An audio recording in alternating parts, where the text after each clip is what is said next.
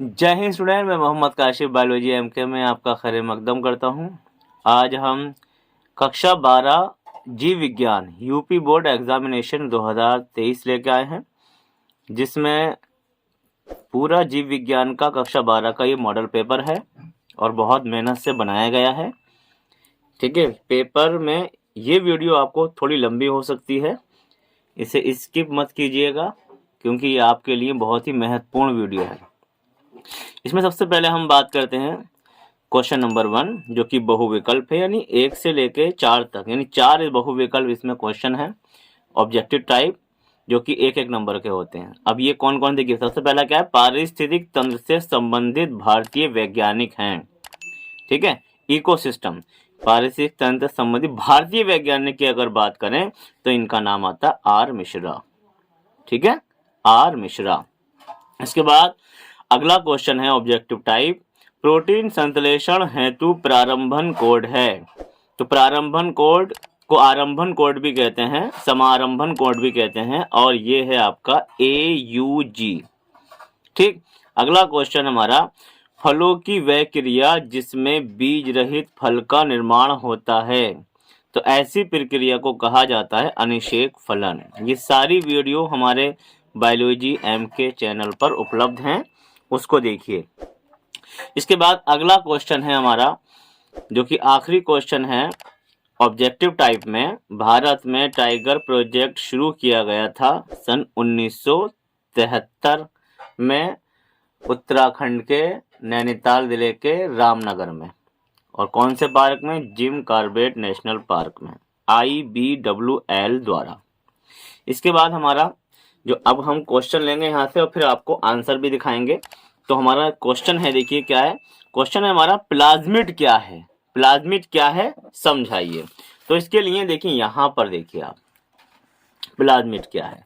तो प्लाज्मिड देखिए, कुछ जीवाणु जैसे इकोलाई में कोशिका द्रव्य यानी साइटोप्लाज्म में एक या अधिक अतिरिक्त DNA अणु होते हैं, यानी 2 DNA अणु होते हैं। एक तो उसका खुद का होता है जो सिंगल स्ट्रैंड होता है, और एक अतिरिक्त DNA होता है, ठीक है, और जो डबल स्ट्रैंड होता है, और उस अतिरिक्त DNA को ही हम क्या कहते हैं, प्लाज्मिड कहते हैं। ठीक, क्योंकि 1 नंबर में है। अगला क्वेश्चन हमारा इसी कड़ी में है, मंगोलियन जड़ता किसे कहते हैं, यानी कौन सा रोग है जिसे मंगोलियन जड़ता कहा जाता है। तो देखिए, डाउन सिंड्रोम नामक रोग को ही मंगोलियन जड़ता रोग कहा जाता है। इससे ग्रसित व्यक्ति में 21वें जोड़े पर ट्राइसोमी पाई जाती है, यानी ऑटोसोम जो होते हैं हमारे 22 जोड़ी, ठीक है, उनमें 21वें जोड़े पर ट्राइसोमी पाई जाती है, यानी एक गुणसूत्र एक्स्ट्रा पहुंच जाता है। तो इसमें गुणसूत्रों की जो संख्या हो जाती है वो 47 हो जाती है। ठीक है, यानी 45 आपके ऑटोसोम्स हो जाते हैं और 2 जो हैं आपके क्या हैं, आपके लिंग गुणसूत्र हो जाते हैं। इसके बाद अगला क्वेश्चन हमारा इसी में, पात्र निषेचन से आप क्या समझते हैं। देखिए, पात्र निषेचन को IVF तकनीक भी कहते हैं, यानी इन विट्रो फर्टिलाइजेशन भी कहते हैं। अब इसके लिए देखिए आंसर, देखिए IVF, इस तकनीक में दाता स्त्री से, यानी दाता स्त्री जो स्त्री अंडाणु को दे रही है वो दाता स्त्री कहलाएगी। दाता स्त्री से प्राप्त अंडाणु को शरीर से बाहर परख नली में, यानी ट्यूब में, टेस्ट ट्यूब में शुक्राणु से संयोजित कराकर, स्पर्म से संलीत कराकर, संयोजित कराकर, ठीक है, जब संलयन हो जाएगा तो क्या क्या कहलाएगी वो प्रक्रिया, निषेचन यानी फर्टिलाइजेशन कहलाएगी। यानी यहाँ पर जो फर्टिलाइजेशन है या निषेचन है वो शरीर से बाहर हो रहा है। वैसे कहाँ होता है, शरीर से अंदर होता है लैंगिक जनन में, लेकिन यहाँ पर कहाँ हो रहा है, शरीर से बाहर हो रहा है। तो निषेचन कराकर प्राप्त भ्रूण को उसी ग्राही स्त्री में प्रत्यारोपित करने की प्रक्रिया है ये तकनीक है, यानी ऐसी तकनीक जिसके अंडाणु को निकालकर, कहाँ से, अंडाशय से, और परख नली में उसे शुक्राणु से संयोजित कराकर यानी निषेचन कराकर भ्रूण प्राप्त किया जाता है, और इस भ्रूण को दोबारा उसी स्त्री के गर्भाशय में प्रत्यारोपित कर दिया जाता है। तो इस प्रकार की तकनीक को हम IVF यानी इन विट्रो फर्टिलाइजेशन कहते हैं या पात्र निषेचन कहते हैं। और इस तकनीक से जो शिशु पैदा होता है, ठीक है, जो बेबी पैदा होता है, उसे या तो परखनली शिशु कहा जाता है हिंदी में, या फिर टेस्ट ट्यूब बेबी कहा जाता है, टेस्ट ट्यूब बेबी। तो ये उनके लिए वरदान है जिन दंपतियों के क्या औलाद नहीं होती, यानी शिशु नहीं होता, उनके लिए ये तकनीक कैसी है, वरदान है। अगला क्वेश्चन हमारा इसी कड़ी में अगला क्वेश्चन है, वर्णांध व्यक्ति को रेलवे ड्राइवर क्यों नहीं बनाया जाता। देखिए, वर्णांध व्यक्ति यानी वर्णांता रोग है उसे। वर्णांता भी कैसी बीमारी है ये सभी को मालूम है। वर्णांता रतौंधी से मिलती जुलती बीमारी है और ये आनुवंशिक है, यानी एक पीढ़ी से दूसरी पीढ़ी में चलती है। अब ये बीमारी है क्या? वर्णांध व्यक्ति को दिन में लाल व हरे रंग में विभेद नहीं हो पाता, यानी लाल और हरे रंग में वे अंतर नहीं कर पाता, ठीक है, डिफरेंस नहीं कर पाता, और रात को उसे कुछ दिखाई नहीं देता, यानी इसलिए इस रोग को वर्णांधता रोग को हम रात्रि अंधता या नाइट ब्लाइंडनेस रोग भी कहा जाता है।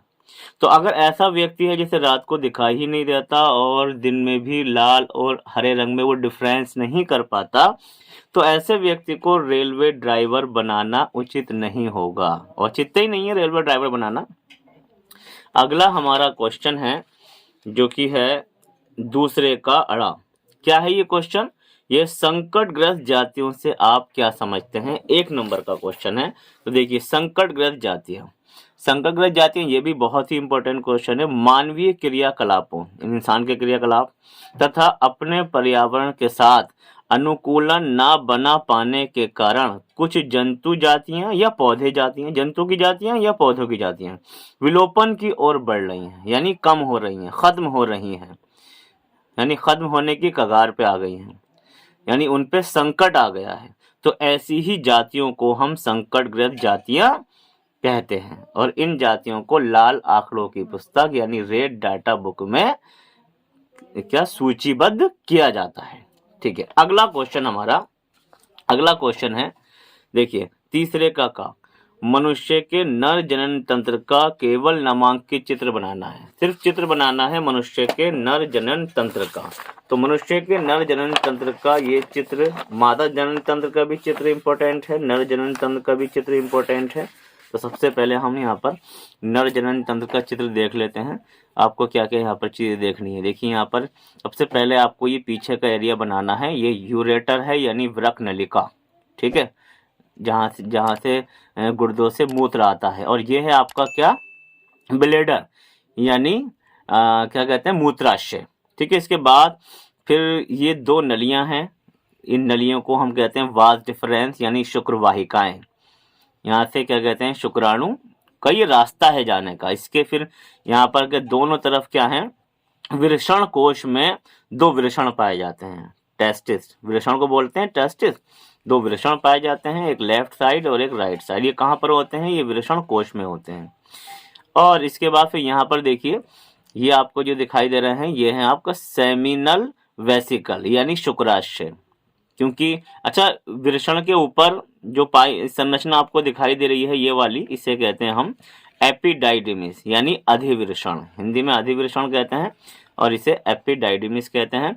और शुक्राणु जो बनेगा कहाँ पर, यहाँ पर बनेगा आपका, कहाँ पर, टेस्टिस में यानी वृषण में।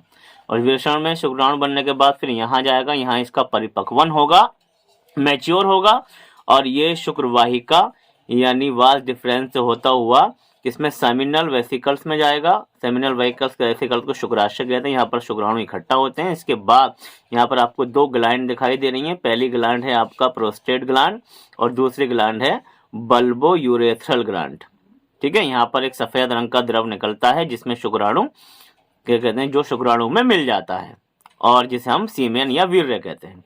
इसके बाद फिर आपको यहाँ पर ये दिखाई दे रही है बीच की नली, यूरेथ्रा, जिसे मूत्र मार्ग कहते हैं, यानी ये नली दोनों का रास्ता है। ये यूराइन यानी मूत्र का भी रास्ता है और ये शुक्राणु के निकलने का भी रास्ता है, दोनों का रास्ता एक ही है, यूरेथ्रा। इसके बाद नीचे का भाग आप देख सकते हैं, इसे पेनिस कहते हैं, लिंग कहते हैं, और ये इसका है फोर स्किन, इसके चारों तरफ को जो त्वचा आपको दिखाई दे रही है इसे फोर स्किन कहते हैं, ठीक है। और ये सबसे बाहर को ये जो ये चीज आपको ये दिखाई दे रही है इसे इरेक्टाइल टिश्यू कहते हैं। इरेक्टाइल टिश्यू क्योंकि संभोग के समय ये जब क्या कहते हैं ये लिंग को आगे की ओर यानी उसका जो आकार है उसका बड़ा करने में सहायता प्रदान करता है। इसके बाद हमारा अगला क्वेश्चन है, हमारा अगला क्वेश्चन देखते हैं यहाँ पर, ये हो गया आपका तीसरे का खा। ये क्वेश्चन है गुरु बीजाणु जनन क्या है समझाइए। तो गुरु बीजाणु जनन को इंग्लिश में मेगा स्पोरोजेनेसिस कहते हैं, ठीक है। तो इसके बारे में हम बात कर लेते हैं, मेगा स्पोरोजेनेसिस है क्या। तो मेगा स्पोरोजेनेसिस यानी गुरु बीजाणु जनन, देखें पुष्प के मादा भाग जायांग में, स्त्री केसर भी कहते हैं इसे, जायांग भी कहते हैं, जायांग को गाइनोसियम कहते हैं इंग्लिश में। तो पुष्प के मादा भाग जायांग में प्राथमिक गुरु बीजाणु से अंडाणु यानी ओवम बनने की प्रक्रिया को गुरु बीजाणु जनन या मेगा स्पोरोजेनेसिस कहा जाता है, ठीक है। ध्यान रखना, गुरु बीजाणु जनन या मेगा स्पोरोजेनेसिस जनन किसे कहते हैं कि पुष्प के मादा भाग जायांग में प्राथमिक गुरु बीजाणु से अंडाणु बनने की प्रक्रिया को गुरु बीजाणु जनन कहते हैं। अब ये होती कैसे इसको और देख लीजिए। ये प्राइमरी सेल्स है, प्राइमरी मदर सेल्स, यहाँ डिवीजन हुआ यानी विभाजन हुआ तो क्या बना, ये दो सेल्स में बढ़ गई, एक कलाई भित्ति सेल्स और एक कलाई मात्र सेल्स यानी पेरेंटियल सेल्स और मदर सेल्स। पेरेंटियल सेल्स दोबारा क्या कहते हैं इसमें विभाजन होता है और ये भित्ति में मिल जाती है और नष्ट हो जाती है। इसके बाद क्या बची मदर सेल्स। मदर सेल्स में ग्रोथ होता है यानी वृद्धि करके ये बड़ी हो जाती है मदर सेल्स, और इसमें डिवीजन होता है मियोसिस यानी अर्धसूत्री विभाजन। अर्धसूत्री विभाजन से इसमें 4 सेल्स बनती हैं जिसमें 3 सेल्स नष्ट हो जाती हैं, खत्म हो जाती हैं, एक सेल्स बनती है जिसे हम बोलते हैं मेगा स्पोर मदर सेल्स। और ये सेल्स बड़ी होकर यानी ग्रोथ करती है। फिर इसमें डिवीजन होता है माइटोसिस। माइटोसिस यानी समसूत्री विभाजन, और समसूत्री विभाजन से इस सेल से 2 सेल्स बनती हैं सेम टू सेम क्लोन। उसके बाद फिर यहाँ पर क्या कहते हैं इन दोनों सेल्स में फिर माइटोसिस डिवीजन होता है तो 2 से 4 बनती हैं, तो माइटोसिस डिवीजन फिर होता है 4 में, और फिर ये इस तरीके से 8 क्लोन सेल्स बन जाती हैं। यानी ये जो संरचना है वो 8 केंद्रीय, 7 कोशिकीय और 8 केंद्रीय ये संरचना है, और ये बाद में इस तरीके से बीजांड में ये लग जाती हैं, 3 ऊपर को, 3 नीचे को और 2 बीच में, जिसमें ऊपर वाली एंटीपोडल सेल्स कहलाती हैं और ये बीच वाली सेकेंडरी सेल्स कहलाती हैं, सेकेंडरी न्यूक्लियस सेल्स कहलाती हैं, और ये दोनों सेल्स सिनर्जिट सेल्स कहलाती हैं और ये बीच वाली सेल्स एक्स सेल्स कहलाती हैं, ठीक। ये आपका था क्या कि पुष्प के मादा भाग जायांग में प्राथमिक गुरु बीजाणु से अंडाणु बनने की जो प्रक्रिया है उसी को हम गुरु बीजाणु जनन या मेगा स्पोरोजेनेसिस कहते हैं। अगला क्वेश्चन है हमारा तीसरे का, सह प्रभाविता क्या है, उपयुक्त उदाहरण सहित समझाइए। पूरा पेपर हल कराऊंगा इसलिए वीडियो को स्किप मत कीजिए, आगे देखिए पूरा पेपर लॉन्ग क्वेश्चन तक। तो सह प्रभाविता क्या है, उपयुक्त उदाहरण सहित समझाइए।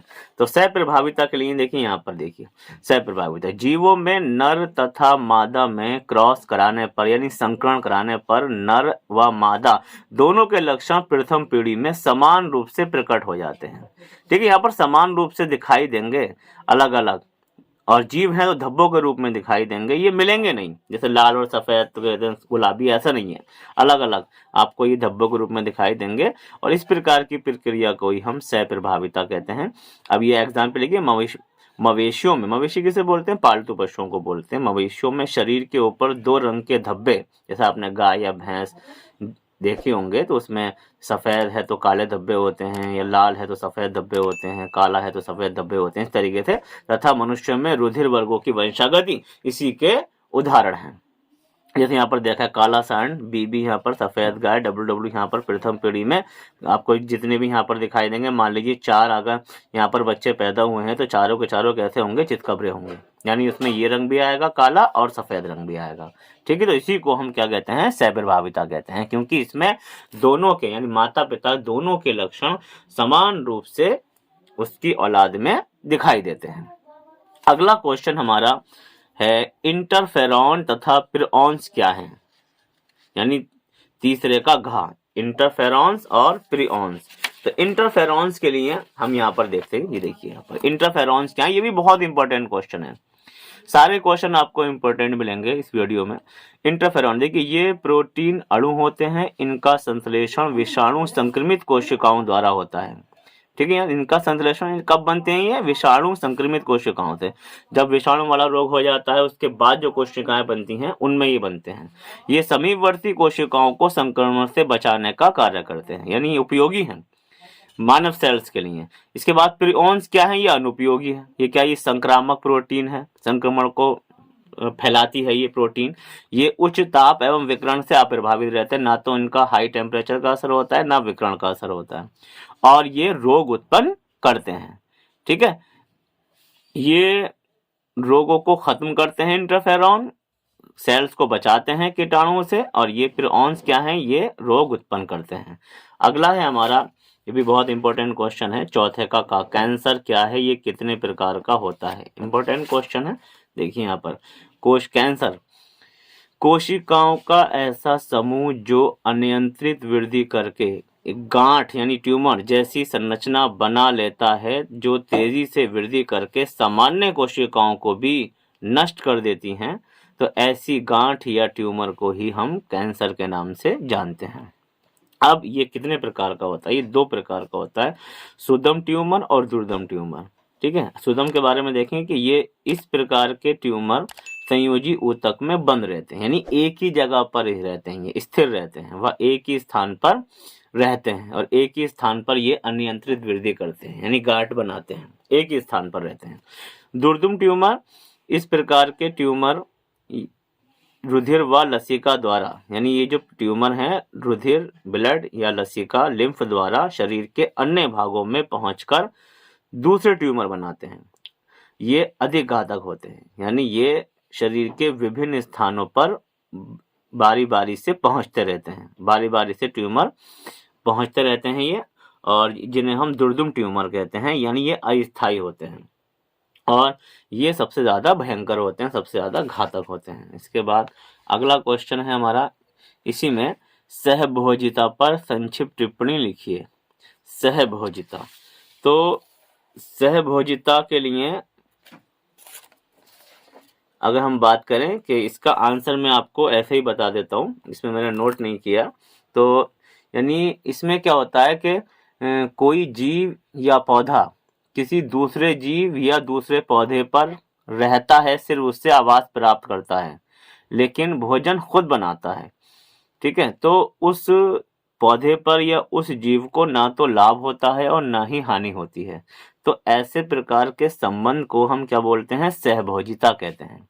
ठीक, जैसे आम के पेड़ पर एक आर्किड का पौधा पाया जाता है, आम के पेड़ की डाल पर आर्किड का पौधा उगता है, तो आम के पेड़ से सिर्फ वो सहारा लेता है। ठीक है, तो उसको ना तो आम के पेड़ को ना लाभ होता है और ना ही हानि होती है, ना फायदा होता है ना नुकसान होता है, लेकिन आर्किड को निवास स्थान मिल जाता है। आर्किड को फायदा हुआ, लेकिन आम को ना तो फायदा हुआ ना ही नुकसान हुआ, तो इस प्रकार के संबंध को हम सहभोजिता कहते हैं। चलिए अगला क्वेश्चन हम देख लेते हैं। तो अगला क्वेश्चन है हमारा, बीटी फसलों पर संक्षिप्त टिप्पणी लिखिए। बीटी फसल, बीटी फसल ये भी बहुत ज़्यादा इम्पोर्टेंट क्वेश्चन है, बार बार ये एग्जाम में पूछा जाता है बीटी फसल।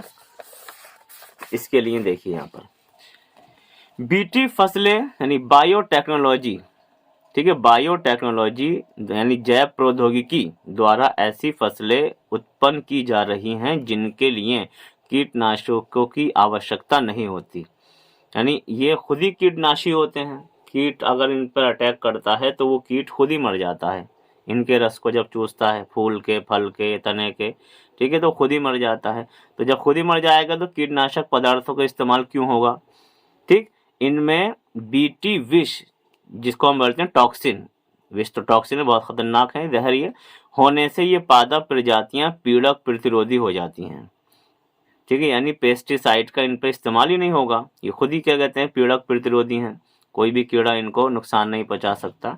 जो अब ये बीटी की फुल फॉर्म क्या है, यानी इस जीवाणु की फुल फॉर्म क्या है, बीटी, बी फॉर क्या है, बैसिलस, और टी फॉर है थ्यूरीजिएंसिस।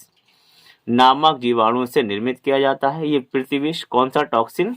जब इस विष यानी टॉक्सिन उत्पन्न करने वाले जीन को जीवाणु से निकालकर किसी पादप में स्थापित कर दिया जाता है, जैसे पुनर्योगज तकनीक के माध्यम से, ठीक है, किसी ये बीटी जीवाणु से टॉक्सिन को निकालकर जो जीन उत्पन्न करता है, टॉक्सिन जीन जो उत्पन्न करता है उसको निकालकर किसी पौधे में स्थापित कर दिया जाता है, डाल दिया जाता है जीन, तो ये प्रजाति पीड़क प्रतिरोधी हो जाती है। फिर इस पर किसी पीड़क का कोई असर नहीं होगा, ठीक है, कोई कीट का क्या होगा, असर नहीं होगा।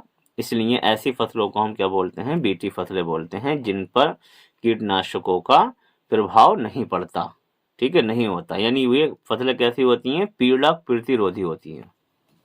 अगला क्वेश्चन हमारा इसी में, ट्रांसजेनिक जंतु किसे कहते हैं, समझाइए। ट्रांसजेनिक जंतु को हिंदी में पारजीनी जंतु भी कहा जाता है। तो ट्रांसजेनिक जंतु के लिए यहाँ पर देखिए, ट्रांसजेनिक जंतु जिन जंतुओं के डीएनए में प्रायोगिक विधियों जैसे पुनर्योगज डीएनए तकनीक से बाह्य जीन, जिसे हम फॉरिजीन जीन भी कहते हैं, विदेशी जीन भी कहते हैं, का समावेश कर दिया जाता है। यानी एक बार और देखिए, जिन जंतुओं के डीएनए में प्रायोगिक विधियों जैसे कि पुनर्योगज डीएनए तकनीक से बाह्य जीन, जिसे विदेशी जीन भी कहते हैं, फॉरेन जीन भी कहते हैं, का समावेश कर दिया जाता है, वे जीव अपने लक्षणों के साथ साथ उस बाह्य जीन के लक्षण को भी प्रदर्शित करता है जो कि उसमें डाला गया है पुनर्योगज तकनीक के माध्यम से। तो वे जीन ट्रांसजेनिक जीव, वह जीव क्या कहलाता है, ट्रांसजेनिक जीव या पारजीनी जंतु कहलाता है। तो पहला ट्रांसजेनिक जीव सन 1982 ईस्वी में चूहों पर कार्य करके प्राप्त किया गया था। अब इसमें कई सारे ट्रांसजेनिक जीव बनाए जा चुके हैं, जैसे चूहा, भेड़, बकरी, गाय, मछली और मुर्गी, ठीक है। अब इसमें अगला क्वेश्चन है हमारा, ठीक है, क्या है कि 5वें का चिकित्सीय गर्भ समापन यानी MTP, medical termination of pregnancy, इसको समझाना है। ये 3 नंबर का क्वेश्चन है। तो इसके लिए यहाँ पर देखिए MTP, अभी मैंने इसकी फुल फॉर्म बताई MTP की, मेडिकल टर्मिनेशन ऑफ प्रेगनेंसी, ठीक। इसको देखिए, मेडिकल टर्मिनेशन ऑफ प्रेगनेंसी तकनीक द्वारा अधिकतम 3 माह की आयु वाले भ्रूण को वैक्यूम पंप द्वारा गर्भाशय से खींचकर निकाल दिया जाता है, या कुछ रसायनों द्वारा यानी केमिकल द्वारा प्लेसेंटा को ही नष्ट कर दिया जाता है, जो भ्रूण का क्या करती है, पोषण करती है, या फिर ऑपरेशन के माध्यम से इस भ्रूण को हटा दिया जाता है। यानी कोई सा भी माध्यम हो, वैक्यूम पंप द्वारा हटाएं या रसायन के प्रयोग से हटाएं या ऑपरेशन से हटाएं, यानी भ्रूण के हटाने की तकनीक को ही MTP यानी मेडिकल टर्मिनेशन प्रेगनेंसी कहा जाता है। यानी इसको हम अगर छोटे वाक्य में अगर बात करें तो अनचाहे गर्भ को हटाने की प्रक्रिया यानी तकनीक को ही MTP यानी मेडिकल टर्मिनेशन ऑफ प्रेगनेंसी कहा जाता है। अगला क्वेश्चन है हमारा इसी कड़ी में, भारत में टाइगर प्रोजेक्ट कब शुरू किया गया और इसके क्या उद्देश्य थे? ये भी बहुत इंपॉर्टेंट क्वेश्चन है। तो भारत में देखिए, भारत में टाइगर प्रोजेक्ट सन 1973 ईस्वी में IBWL यानी Indian board of wild life द्वारा उत्तराखंड के नैनीताल जिले के रामनगर में स्थित जिम कॉर्बेट नेशनल पार्क में शुरू किया गया था, ठीक है। और उसी वक्त टाइगर को यानी बाघ को हमारा राष्ट्रीय पशु भी घोषित किया गया था 1973 में। इसके अंतर्गत 17 राज्यों में 28 टाइगर रिजर्व बनाए गए हैं। अब और इसका उद्देश्य भी पूछा है क्वेश्चन में, तो इसका प्रमुख उद्देश्य संकटग्रस्त जाति में आ चुके बाघों का संरक्षण करके उनकी संख्या को बढ़ाना है, ठीक है। संरक्षण का मतलब क्या है कि उसके बचाव कार्य किए जा रहे हैं, जब बचेंगे तो क्या संख्या भी बढ़ेगी। तो इनका प्रमुख उद्देश्य है, क्योंकि ये जो टाइगर है हमारा ये संकटग्रस्त जाति में आ चुका है, यानी बहुत कम बचे हैं, विलुप्त होने के कगार पर है, इसलिए इनका संरक्षण जरूरी है, जिसके लिए टाइगर प्रोजेक्ट 1973 में बनाया गया था। अगला क्वेश्चन है हमारा, हॉट स्पॉट जिसे तप्त स्थल कहते हैं हिंदी में, तप्त स्थल या हॉट स्पॉट इंग्लिश में। पर टिप्पणी लिखिए भारत में कुल कितने हॉट स्पॉट हैं।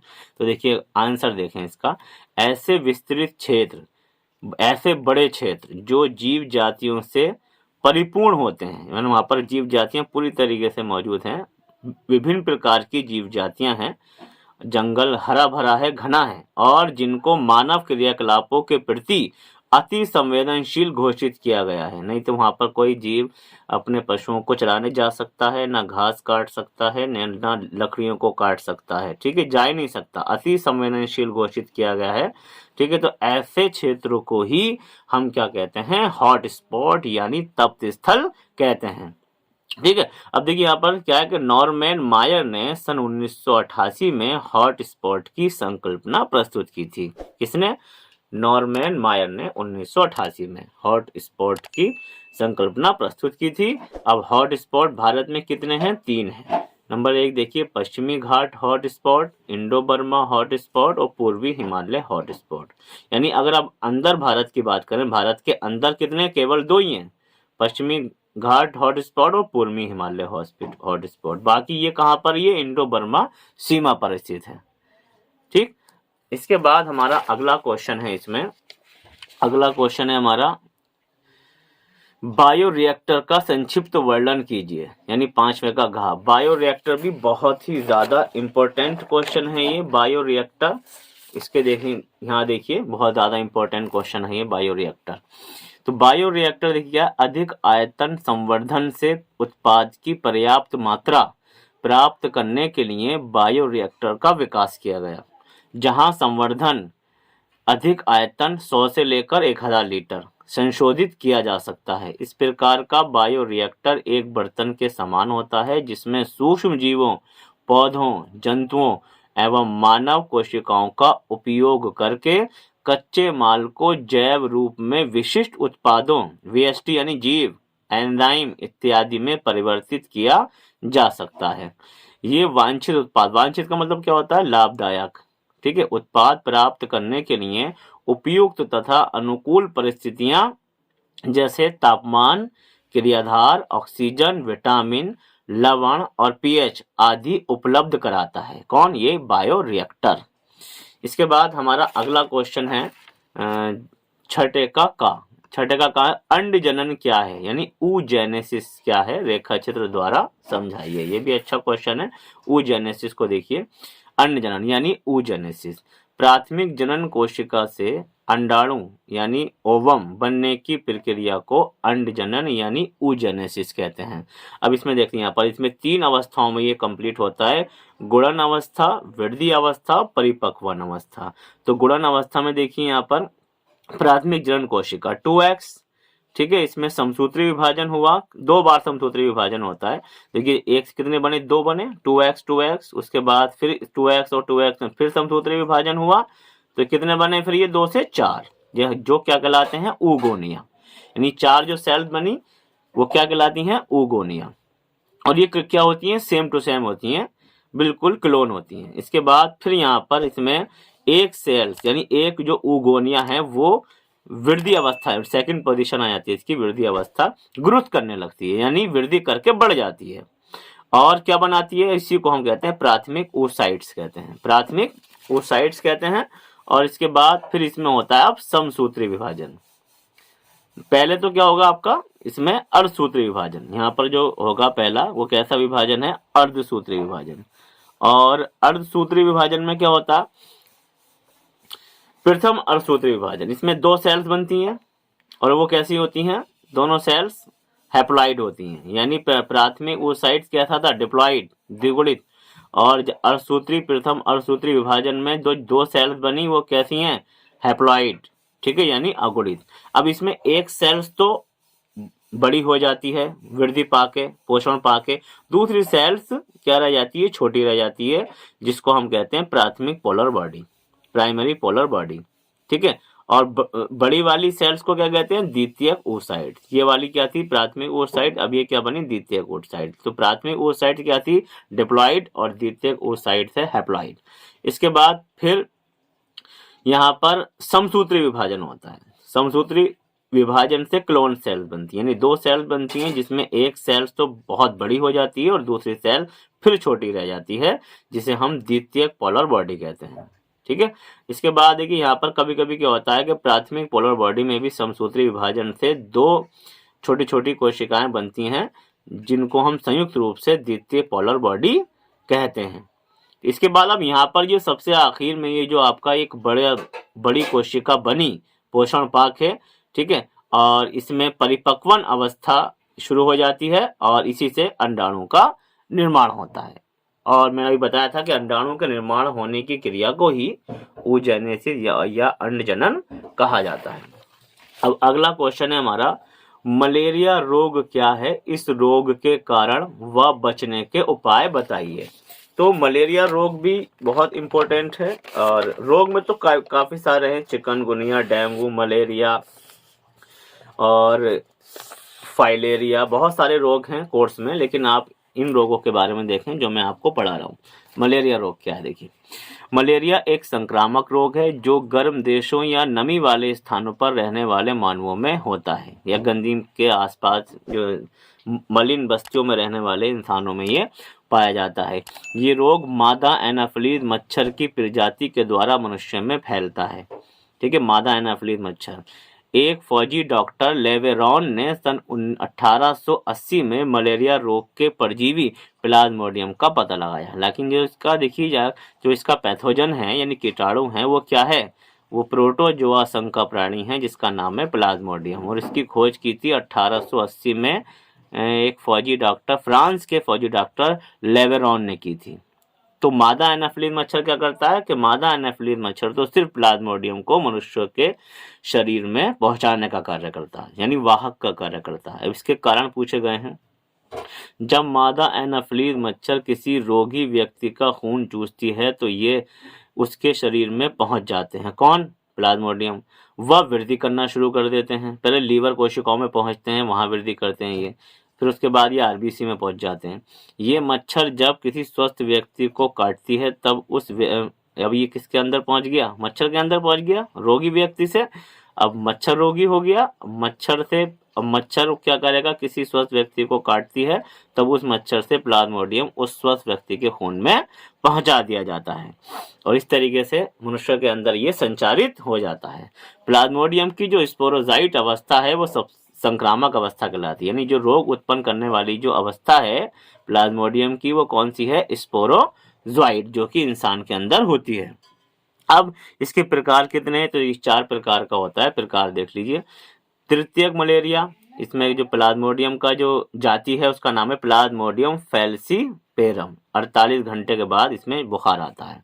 चतुर्थ मलेरिया प्लाज्मोडियम वाइवेक्स नामक जाति से होता है, इसमें 72 घंटे में बुखार आता है। दैनिक मलेरिया, यहाँ पर हम बात करें कि 24 घंटे में यहाँ बुखार आता है दैनिक मलेरिया में, और ये प्लाज्मोडियम ओवेल के नाम से ओवेल द्वारा पहुंचाया जाता है। प्लाज्मोडियम ओवेल नामक जाति है ये जो दैनिक मलेरिया उत्पन्न करती है।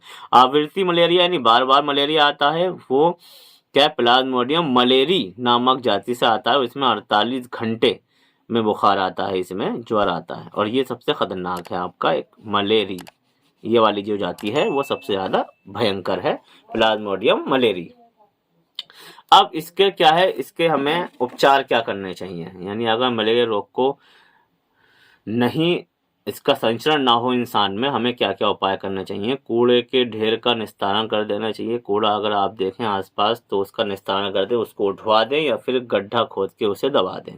को अपने घर के कूड़े को बंद डस्टबिन में डालना चाहिए, ढक्कन वाले डस्टबिन में।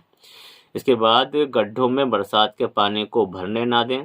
कूलर व फ्रिज को सप्ताह में कम से कम 1 बार साफ करें, क्योंकि उसमें भी मच्छर पैदा हो सकते हैं। मच्छरदानी का प्रयोग, सबसे अच्छा तरीका यही है, मच्छरदानी का प्रयोग करना। गांव व शहरों में फॉगिंग कराना, फॉगिंग कराई जाती है जब ये, और खासकर बरसात के दिनों में। और जन जागरूकता अभियान चलाना, लोगों को इस भयंकर रोग के बारे में ज्ञान देना, उन्हें क्या कहते हैं, जानकारी देना, यानी उनको जागरूक करना। इसके बाद अगला हमारा क्वेश्चन है, अनुलेखन क्या है समझाइए। अनुलेखन को ट्रांसक्रिप्शन कहते हैं। अब ट्रांसक्रिप्शन के बारे में हम बात कर लेते हैं कि ट्रांसक्रिप्शन क्या है। ये भी बहुत इंपॉर्टेंट क्वेश्चन है हमारा। ट्रांसक्रिप्शन यानी अनुलेखन। डीएनए से यानी डीऑक्सी राइबोन्यूक्लिक एसिड से एमआरएनए यानी मैसेंजर राइबोन्यूक्लिक एसिड बनना ही क्या कहलाता है? अनुलेखन कहलाता है, यानी ट्रांसक्रिप्शन कहलाता है। डीएनए से एमआरएनए बनने की जो घटना है उसी को हम अनुलेखन कहते हैं। अब ये होता क्या है? इसके 3 पार्ट, ये 3 चरणों में पूर्ण होती है। प्रारंभन यानी इनिशिएशन, दीर्घीकरण यानी इलोनेशन, और इसके बाद समापन यानी टर्मिनेशन। तो सबसे पहले हम बात करें प्रारंभन में। देखिए यहाँ पर क्या होता है, ये आपका डीएनए बना हुआ है द्विकुंडल, ये 5' से 5 प्राइम से 3 प्राइम और 3 प्राइम से 5 प्राइम तक, ठीक। और इसमें यहाँ पर ये हमने जो आपको स्ट्रक्चर बनाया है ये प्रोकैरियोटिक सेल्स का है, ठीक है। ये प्रोकैरियोटिक कोशिकाओं वाला अनुलेखन है जो मैंने आपको यहाँ पर समझाया है। इसमें देखिए यहाँ पर क्या होते हैं, ये किसी निश्चित जगह से शुरू होता है, जैसे ये यहाँ से और यहाँ तक, ठीक है, निश्चित जगह से शुरू होता है और उस जगह पर एक खास जीन होता है जिसका नाम है स्ट्रक्चरल जीन यानी संरचनात्मक जीन, ठीक है। इसके बाद इसके लेफ्ट में प्रोमोटर होता है और इसका जो एंड है यानी दाईं साइड को वो होता है टर्मिनेटर एंड। ये प्रोमोटर एंड है, ये टर्मिनेटर एंड है। अच्छा, ऊपर वाला जो कुंडल है 5' से 3' के बीच में 5 प्राइम से 3 प्राइम, वह कहलाता है कैसा? कोडिंग स्ट्रैंड कहलाता है। और नीचे वाला नॉन कोडिंग स्ट्रैंड कहलाता है। नीचे वाले को क्या बोलते हैं? अच्छा, जो प्रक्रिया शुरू होती है वो नीचे वाले स्ट्रैंड में होती है, जिसे हम और क्या कहते हैं, टेम्पलेट स्ट्रैंड के नाम से भी जानते हैं। अब यहाँ पर क्या होगा, प्रोमोटर यानी उन्नायक जीन है और ये टर्मिनेटर जीन है जिसको हम समापन जीन के नाम से भी जानेंगे। अब ये स्टार्ट होता है कहाँ से? यहाँ से। तो यहाँ पर स्टार्टिंग में एक एंजाइम जुड़ जाता है जिसका नाम है आरएनए पॉलीमरेज एंजाइम, और इसके साथ साथ एक फैक्टर जुड़ता है इसमें, सिग्मा फैक्टर, जो कि इस क्रिया को चलाने का कार्य करता है। यानी इसके बगैर क्रिया चलेगी नहीं, अनुलेखन होगा ही नहीं। तो सिग्मा फैक्टर और आरएनए पॉलीमरेज एंजाइम इस क्रिया का संचालन करते हैं। इसके बाद फिर इसमें क्या होता है? दीर्घीकरण, यानी जो कुंडल है वो क्या हो जाते हैं? अलग अलग हो जाते हैं, आरएनए बनना शुरू हो जाता है। देखिए यहाँ पर ये, ठीक है, यहाँ पर इस तरीके से इस सिग्मा फैक्टर आगे की ओर बढ़ा और इसने कुंडल को तोड़ना शुरू कर दिया, और ये जैसे कुंडल यहाँ पर टूटा फौरन सिग्मा फैक्टर यहाँ से हट जाता है और रह जाता है RNA polymerase enzyme. RNA polymerase enzyme, और यहीं से फिर आपका एमआरएनए यानी मैसेंजर आरएनए बनना भी शुरू हो जाता है। इसके बाद अगला देख लीजिए यहाँ पर समापन यानी टर्मिनेटर एंड है। इसमें क्या होता है कि यहाँ पर ये फिर ये टर्मिनेटर एंड पे पहुंच जाता है, आखिरी वाले कुंडल पे पहुंच जाता है, आखिरी वाले सिस्ट्रॉन पे पहुंच जाता है। और यहाँ पर एक और फैक्टर जुड़ता है जिसे बोलते हैं हम रॉ फैक्टर, क्योंकि रॉ फैक्टर यानी सिग्मा फैक्टर ने इसे स्टार्ट किया था और रॉ फैक्टर इसका एंड करेगा, ठीक है। टर्मिनेटर एंड पे रॉ फैक्टर जुड़ता है और प्रोमोटर एंड में क्या जुड़ता है? सिग्मा फैक्टर जुड़ता है।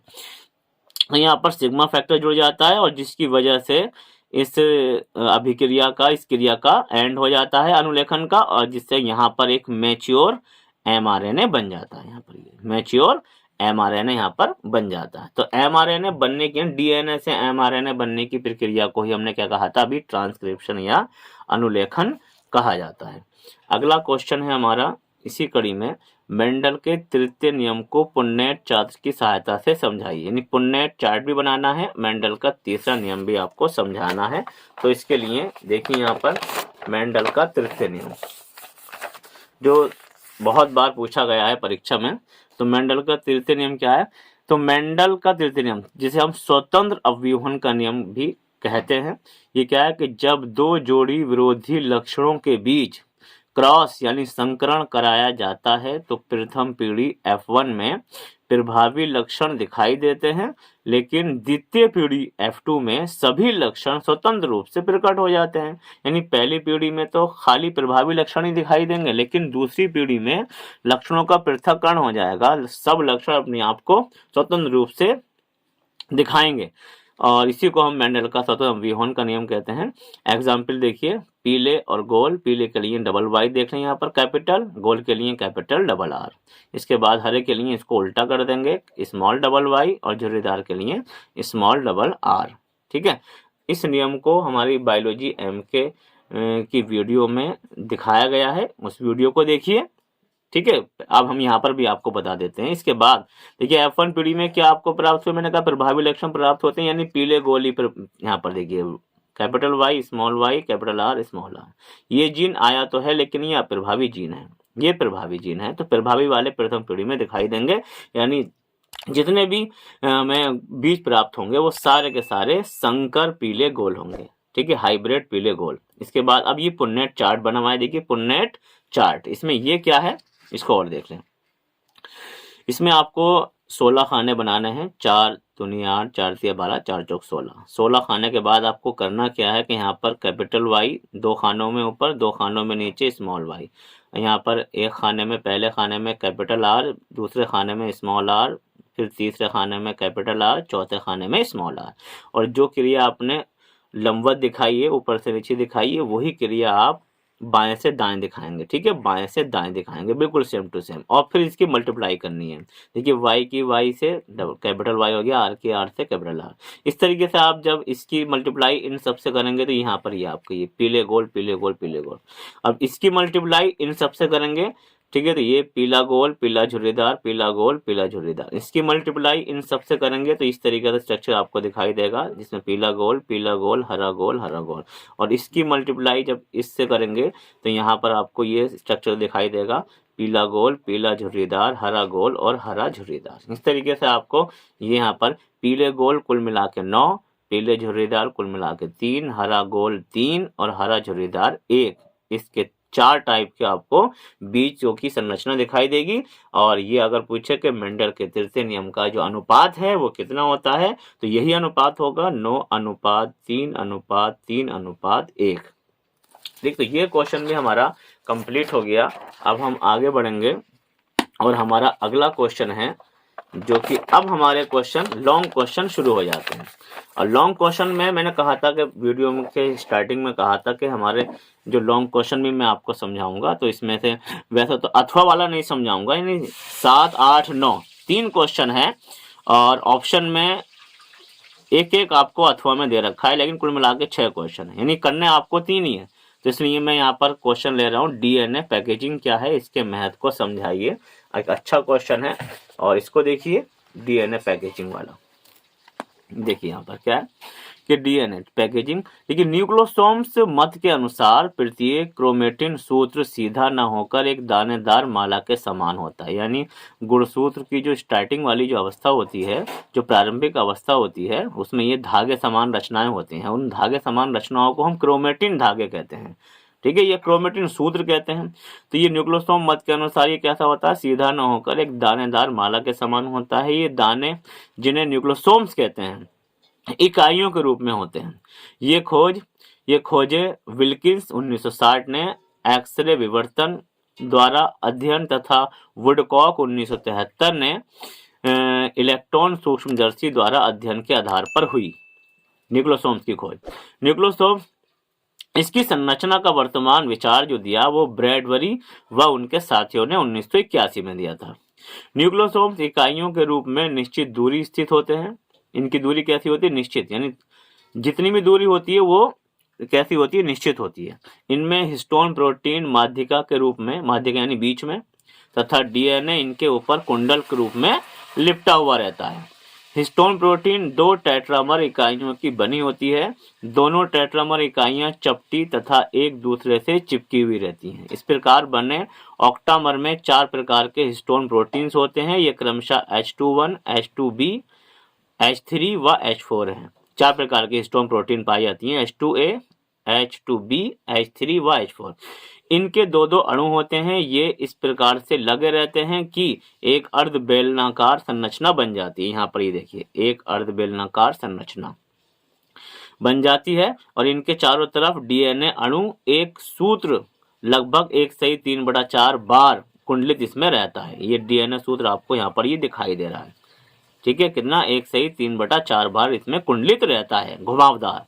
इसको बनाने वाले डीएनए में सामान्यतः 140, कभी कभी 154 से 241 तक बेस युग्म यानी क्षार के जोड़े पाए जाते हैं। डीएनए कुंडल के प्रवेश तथा निकास के स्थान पर एक अणु H1 हिस्टोन प्रोटीन का और होता है। 2 न्यूक्लियोसोम्स डीएनए में अगली बार कुंडल बनने तक दूरी लगभग 60 बेस युग्म पर स्थित होते हैं। मध्य का डीएनए सूत्र लिंकर डीएनए कहलाता है। ठीक, अब हम इसकी थोड़ी सारी संरचना भी देख लेंगे। जैसे कि हमने आपको बताया भी कि इस तरीके से ये बेलनाकार संरचना है और ये डीएनए के चारों तरफ को क्या कहते हैं, कुंडलन हुआ है। और ये हिस्टोन प्रोटीन है आपकी, और हिस्टोन प्रोटीन का एक अणु ये H1 है, ये भी ऊपर बताया गया अभी आपको। और ये 4 प्रकार के हिस्टोन प्रोटीन है जो कि इस बेलनाकार संरचना में पाए जाते हैं, H2A, H2B और H3 और H4। आगे देखें, न्यूक्लियोसोम तथा लिंकर डीएनए एक बार फिर से कुंडलित हो जाते हैं। इन्हें हम सोलेनाइड कहते हैं। इससे क्रोमेटिड की लंबाई कम हो जाती है। सोलेनाइड फिर से कुंडलित होकर अधिक गठीली संरचना बनाते हैं। इन्हें सोलेनाइड नमूनों के रूप में प्रस्तुत किया गया है। तो ये इंपॉर्टेंट क्वेश्चन था हमारा, जिसका नाम था डीएनए पैकेजिंग, ठीक है, या न्यूक्लियोसोम्स सिद्धांत के नाम से भी ये जाना जाता है। इसके बाद देखिए अगला है हमारा इसी में बायोगैस। तो मैंने इसमें से एक ले लिया क्वेश्चन। इसमें 8वें में भी 2 क्वेश्चन हैं। व्यसन से आप क्या समझते हैं? प्रमुख नशीले पदार्थों का नाम है, उनके प्रभाव का वर्णन कीजिए। और एक क्वेश्चन नीचे दे रखा है अथवा में आनुवंशिक कोड यानी जेनेटिक कोड क्या है, इनकी प्रमुख विशेषताओं का वर्णन कीजिए। ठीक है, तो मैंने क्वेश्चन आपको लिया है ये वाला, जेनेटिक कोड वाला, ठीक है, व्यसन वाला नहीं, जेनेटिक कोड वाला लिया है। तो जेनेटिक कोड के लिए देख लीजिए, ये भी बहुत ही इंपॉर्टेंट क्वेश्चन है। इसके लिए देखें, जेनेटिक कोड यानी इसको हिंदी में आनुवंशिक कूट कहते हैं। जेनेटिक कोड को क्या कहते हैं हिंदी में? आनुवंशिक कूट कहते हैं। ठीक है, जेनेटिक कोड यानी आनुवंशिक कूट डीएनए अणुओं में स्थित नाइट्रोजनी क्षारकों का वह अनुक्रम है जिसमें प्रोटीन अणुओं के संश्लेषण के लिए संदेश निहित रहते हैं, संदेश इकट्ठा रहते हैं। अब इनकी विशेषताएं पूछी गई हैं, तो विशेषताएं देखिए इनकी। तो पहली विशेषता है त्रिक, यानी ये 3 होते हैं और तीनों के बीच में कॉमा नहीं होता, ये खास बात होती है, आगे बताऊंगा। सबसे पहले हम देखें इनकी संरचना कैसी होती है। त्रिक, ट्रिपलेट, 3 क्षारकों का क्रम एक अमीनो अम्ल का आनुवंशिक कोड होता है। देखिए 64 प्रकार के इंसान के अंदर जेनेटिक कोड होते हैं। इसकी वीडियो भी हमने बनाई है, वो बायोलॉजी एम के चैनल पर देखिएगा।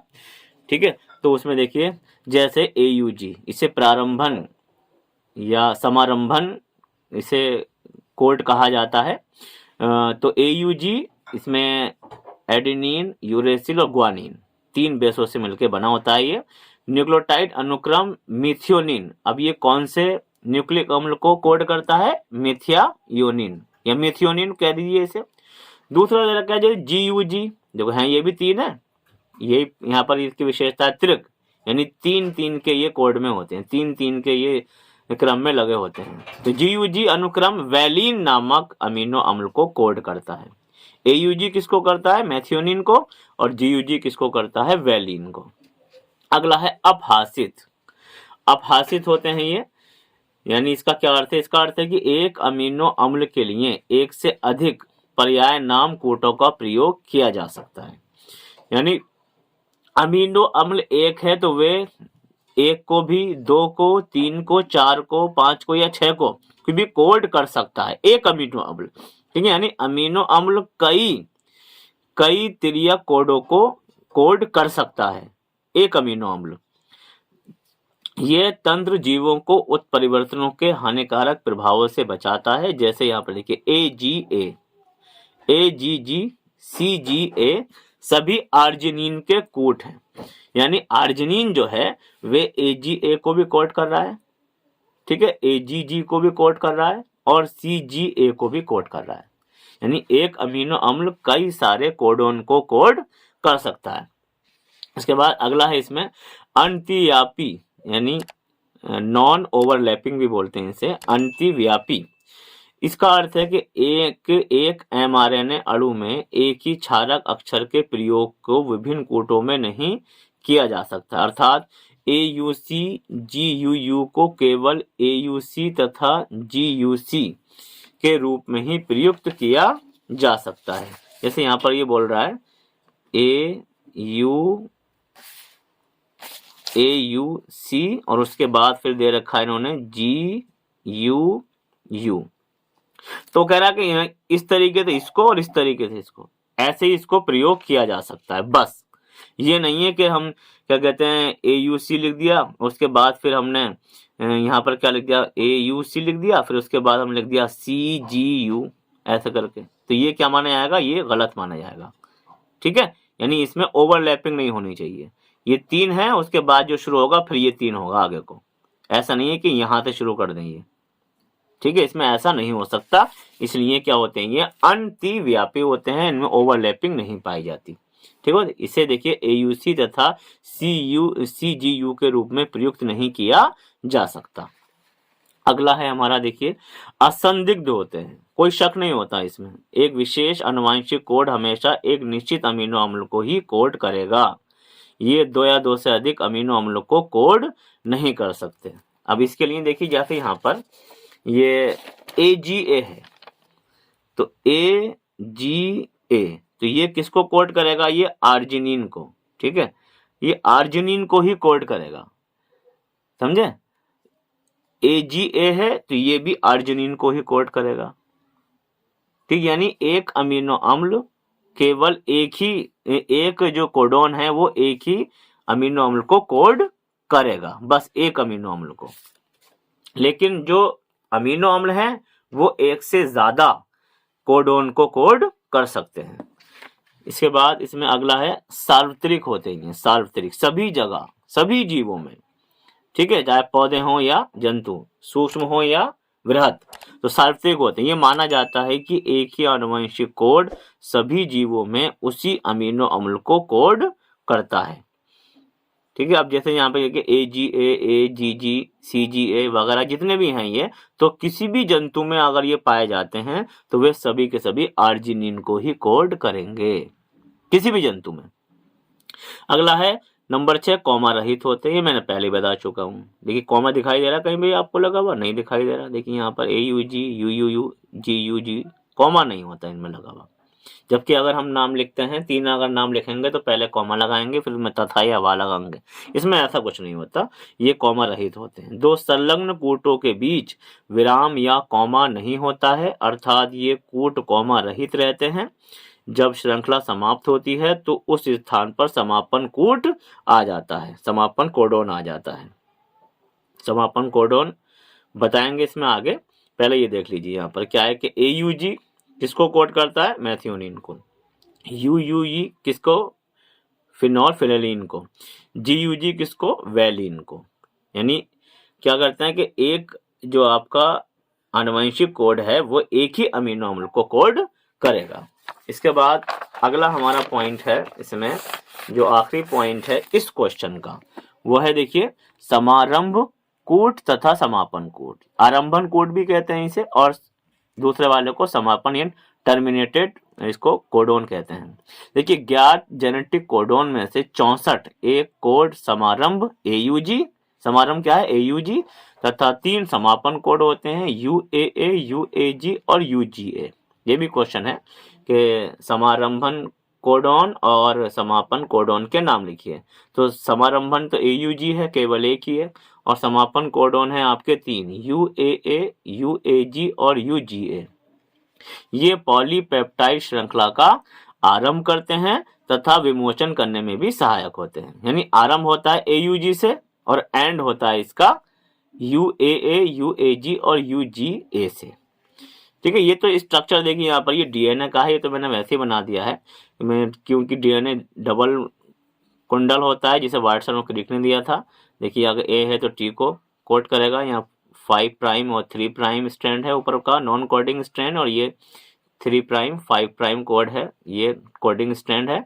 और ये A T को कोड करेगा, AT को, TA को, GC को, इस तरीके से कोड करते हैं। लेकिन हम यहाँ पर दिखाना है हमें ये वाला mRNA वाला। mRNA की बात करें, सिंगल हेलिक्स होता है, एक कुंडल पाया जाता है। तो AUG AGU, GUC, CUG, UUA, UAG और UGA। अब देखिए ये पहला वाला तो ये क्या आरंभन कोडॉन है जो स्टार्ट कर रहा है श्रृंखला को, अनुलेखन को, और ये तीनों कैसे हैं, ये स्टॉप कोडॉन है, यानी समापन कोडॉन है, स्टॉप कोडॉन कहते हैं इसे, ठीक है। और ये अब ये देखो किसको, मेथिओनिन को कोड करता है, और ये तीनों जो समापन कोडॉन होते हैं वो किसी को भी कोड नहीं करते, यानी किसी भी अमीनो अम्ल को कोड नहीं करते। पहले तो इनको निरर्थक कोडॉन कहा जाता था, लेकिन अब इसे टर्मिनेटर यानी समापन कोडॉन के नाम से इसे जाना जाता है, ठीक है। तो ये आपका जो 8वां क्वेश्चन था वो कंप्लीट हो गया। अब हमारा आखिरी क्वेश्चन है, यह है आनुवंशिक अभियांत्रिकी यानी जेनेटिक इंजीनियरिंग क्या है, इसकी उपयोगिता के 2 क्षेत्रों का वर्णन कीजिए। और एक है जैव विविधता से आप क्या समझते हैं, और जैव विविधता के संरक्षण की क्या क्या नीतियां हैं। तो हमने यहाँ बायोलॉजी के सारे क्वेश्चन ले लिए। अब हम यहाँ पर एक एनवायरमेंट, जीव विज्ञान के अलावा एनवायरमेंट भी बायोलॉजी में आता है, तो अब हम इसका एक क्वेश्चन ले लेते हैं, क्योंकि 2 हैं तो एक करना है, तो हम ये वाला क्वेश्चन लेते हैं, जैव विविधता से आप क्या समझते हैं, जैव विविधता के संरक्षण की क्या क्या नीतियां हैं। यानी सबसे पहले हम बात कर लेते हैं जैव विविधता किसे कहते हैं। तो देखिए जैव विविधता किसे कहते हैं, बायोडाइवर्सिटी बोला जाता है जैव विविधता को। क्या कहते हैं, बायोडाइवर्सिटी कहा जाता है जैव विविधता को। और यह है क्या, किसी विशेष क्षेत्र में अलग अलग प्रकार के जीव व पेड़ पौधों का पाया जाना जैव विविधता या बायोडाइवर्सिटी कहलाता है। जहां पर जैव विविधता अधिक होगी वे वन ज्यादा खुशहाल होगा, हरा भरा होगा, ठीक है, और वहां पर अनेक प्रकार की जीव जातियां पाई जाएंगी। तो ऐसे क्षेत्र को ही हम जैव विविधता या बायोडाइवर्सिटी कहते हैं। IUCN यानी international union of conversation and nature and natural selection, natural resources इसका पूरा नाम है, के अनुसार 15 लाख से भी अधिक प्रकार के जीवों, उसमें जंतु भी हैं और पादप भी हैं, जिनकी हमें जानकारी है पृथ्वी पर बताई गई है। यानी IUCN ने कितनी जातियां बताई हैं जंतु और पादप की, 15 लाख। ये भी निश्चित ही है कि अनेकानेक जातियों के जंतु व पादपों के बारे में अभी भी हमें जानकारी नहीं है। यानी अभी ऐसा मानिए 30% जीव जातियों की जानकारी है, 70% अभी जीव जातियां खोजी जानी बाकी हैं। तो जैव विविधता शब्द का सर्वप्रथम जो चयन किया गया था वो WG रोजेन ने 1985 में किया था, ठीक है। सबसे पहले शब्द का जो इस्तेमाल किया था वो WG रोजेन ने 1985 में किया था। भारत में जैव विविधता का मुख्य केंद्र है, भारत जो है, भारत देश हमारा क्या है कि जैव विविधता का मुख्य केंद्र है, जहां पर 167 से भी अधिक पादप जातियों और पालतू पशुओं का उद्गम हुआ है। यानी 167 जातियां पौधों की और जंतुओं की कहां पर, भारत में पैदा हुई हैं, ये इनका उद्गम स्थल है। ऐसी कुछ फसलें जो भारत में उत्पन्न हुई और यहाँ से पूरे विश्व में फैल गईं, उन फसलों के नाम बता रहा हूँ, चावल, गन्ना, सेम, जूट, आम, नींबू, केला, ज्वार, बाजरा, मिर्च व कुछ औषधीय पौधे आदि इसमें शामिल हैं। भारत में सबसे अधिक केरल राज्य में जो पश्चिमी घाट पर स्थित है। देखिए भारत में जो केरल कहाँ पर स्थित है, पश्चिमी घाट पर स्थित है, ठीक है। और सबसे ज्यादा जैव विविधता यहीं पर ही देखी जाती है, पश्चिमी घाट में केरल राज्य में सबसे ज्यादा जैव विविधता यानी बायोडाइवर्सिटी देखी जाती है। केरल में काजू और इसके अलावा मसाले का उत्पादन बहुत ज्यादा होता है, और इसीलिए केरल को मसालों का बगीचा भी कहा जाता है, ठीक है। यहाँ पर साक्षरता दर भी सर्वाधिक है देश में, और सबसे ज़्यादा मसाले यहीं पर उगाए जाते हैं, इसलिए इसे मसालों का बगीचा भी कहा जाता है। यहीं पर साइलेंट वैली है जिसे शान घाटी के नाम से जाना जाता है, और यहाँ पर रबड़ के पेड़ों का बहुत बहुत बड़ा उत्पादन होता है, बहुत बड़े स्तर पर उत्पादन होता है, और जिनसे क्या बनाई जाती है, रबड़ बनाई जाती है। यानी ये रबड़ उत्पादन में भी अग्रणीय राज्य है देश का। अब बात कर लेते हैं जैव विविधता संरक्षण की नीतियां कौन कौन सी हैं।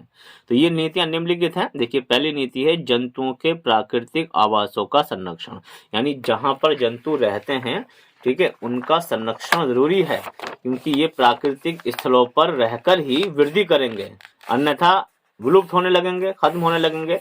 तो सबसे पहला ये बहुत जंतुओं के प्राकृतिक आवासों का क्या करना चाहिए, संरक्षण यानी बचाव करना चाहिए। दूसरा, संरक्षण कार्यक्रम हो, चाहे वो अंतर्राष्ट्रीय हो या राष्ट्रीय हो, में प्राथमिकता देनी चाहिए। यानी संरक्षण के जो कार्यक्रम इंटरनेशनल जो चल रहे हैं या नेशनल जो चल रहे हैं, उसमें हमें भी भागीदारी लेनी चाहिए, हिस्सा लेना चाहिए। कानून द्वारा जीवों व पौधों का संरक्षण, बिल्कुल कानून ने बहुत सारे संकटग्रस्त जातियों पर प्रतिबंध लगा दिया है कि कोई ना अगर मालदा, जैसे बाघ है, बब्बर शेर, हाथी, या क्या कहते हैं आपका पौधों में चिलगोजा और पौधों में चंदन, इन पर कानून बनाकर इनका संरक्षण किया गया है कि कोई इनको अगर काटता है या ऐसे जीवों का शिकार करता है तो उसे हर्जाना भी देना पड़ेगा और जेल भी है। इसके बाद नंबर 4 है वन्य जीवों पर शोध कार्य। वन्य जीव हैं जो खत्म होने वाले हैं, उन पर एक्सपेरिमेंट करना चाहिए, एक्सपेरिमेंट किया भी जा रहा है। अगला नंबर 5, जंतु शरण स्थल व पार्कों की स्थापना, यानी इनके संरक्षण के लिए जो क्षेत्र बनाए गए हैं, जैसे नेशनल पार्क या सेंचुरीज, ठीक है, उनकी अब वो हैं, या तो उनको बढ़ाना चाहिए या फिर अलग अलग और इनको बनाया जाना चाहिए, ठीक है। यानी नए नए पार्कों की स्थापना और नई नई सेंचुरीज की स्थापना करनी चाहिए। जंतुओं के चिकित्सालयों की व्यवस्था, देखिए जंतुओं का इलाज किया जाए तो ऐसे ऐसे हॉस्पिटल्स वगैरह बनाने चाहिए जहां पर जंतुओं का इलाज किया जा सके। शिकारों पर नियंत्रण, ये मैंने बोला भी, शिकारों पर जब पूर्णतया नियंत्रण है, और सभी तरीके के जंगली जानवरों पर आजकल क्या है, शिकारों पर नियंत्रण करना चाहिए, जिससे कि शिकार ना होगा तो हमारी ये जैव विविधता बनी रहेगी। वरना एक दिन ऐसा आएगा कि ये जितने भी संकटग्रस्त जनजातियां हैं, जीव जातियां हैं, पौधों की या जंतुओं की, वो एक दिन खत्म हो जाएंगी अगर शिकार पर नियंत्रण ना लगाया गया तो। अगला है हमारा जीवन रक्षी तंत्रों का प्रबंधन करना चाहिए व पर्यावरण प्रदूषण की रोकथाम करनी चाहिए, क्योंकि पर्यावरण प्रदूषण से भी जंतु जातियां या पौधे नष्ट हो रहे हैं, तो पर्यावरण प्रदूषण को भी रोकथाम हमें करनी चाहिए। अगला है हमारा 9वां, जीवों व पौधों के प्रति दया और जागरूकता का भाव पैदा करना चाहिए, जैसे कि सुंदरलाल बहुगुणा ने किया था, चिपको आंदोलन चलाकर, ठीक है, चिपको आंदोलन चलाकर किया था। ऐसे ही जीवों व पौधों के प्रति हमें दया और उनके लोगों को उनके बारे में जानकारी देनी चाहिए कि इनसे हमें क्या फायदा है। और नंबर 10 है, नंबर 10 में 3 है, वृक्षारोपण यानी पेड़ों को लगाना। गवर्नमेंट भी इस पे बहुत ज़्यादा ध्यान दे रही है, प्रति वर्ष क्या कहते हैं वृक्षारोपण कार्यक्रम चलाए जाते हैं। बायोगैस को प्रोत्साहन देना चाहिए, क्योंकि बायोगैस से कोई प्रदूषण नहीं होता और ये जलने के लिए भी काम आ जाएगी, कोई प्रदूषण भी नहीं होगा, ठीक है। और जो वेस्ट मटेरियल है हमारा गोबर, वो भी जो है ना, उसका भी समाधान हो जाएगा, वेस्ट मटेरियल भी यूज हो जाएगा, उसको खाद बनाने के काम आ जाएगा, उससे खाद प्राप्त किया जा सकता है। जो खाद, ये ऐसा खाद होगा जो कि हमारे खेतों के लिए भी लाभदायक है, मिट्टी को उपजाऊ बनाएगा। और इसमें लास्ट है प्राकृतिक आपदा से सुरक्षा। तो प्राकृतिक आपदा जैसे जंगलों में आग लगना, ठीक है, और भी प्राकृतिक भूकंप वगैरह, इसकी तो चलो हम क्या कहते हैं सुरक्षा नहीं कर सकते भूकंप से, लेकिन प्राकृतिक आपदा जैसे जंगलों में आग लगने के क्या क्या कारण है, उसको हमें देखना चाहिए कि किन कारणों से जंगलों में आपदा आती है, खासकर जंगलों में आग लगना। तो ये जैव विविधता संरक्षण की नीतियां बताई हैं मैंने कुछ। पूरा पेपर मैंने आपको हल करके दिखाया है, और इस वीडियो को बिल्कुल भी स्किप मत कीजिए और पूरी वीडियो को जरूर देखें। ये वीडियो आपको कैसे लगी, अच्छी लगी हो तो इसे लाइक कीजिए और हमारे चैनल बायोलॉजी MK को सब्सक्राइब कीजिए, ठीक है। शुक्रिया।